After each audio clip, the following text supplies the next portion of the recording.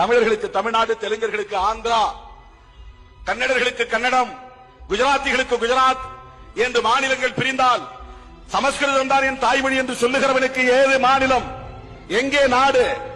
வராது.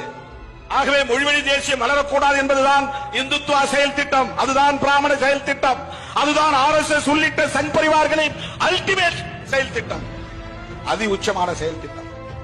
ஆகவே தமிழ்நாட்டை பொறுத்தவரையில் திமுகவை வீழ்த்துகிற வரையில் மொழிவழி தேசியம் பேசுகிறவர்களை விட்டு பிடிப்பார்கள். அவன் கையில் தான் கயிறு இருக்கு. நீ எவ்வளவு வேணாலும் போலாம், என்ன வேணாலும் பேசி, திமுகவை திட்டியா திட்டு, பெரியார திட்டியா திட்டு, அது வீழணும்.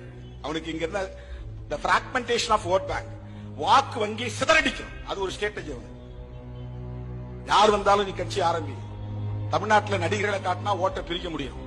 யாரெல்லாம் செல்வாக்குள்ள நடிகர்களோ எல்லாத்தையும் தூண்டி விடுவான், போய் ஓட்டு போய் ஒரு கட்சி ஆரம்பி.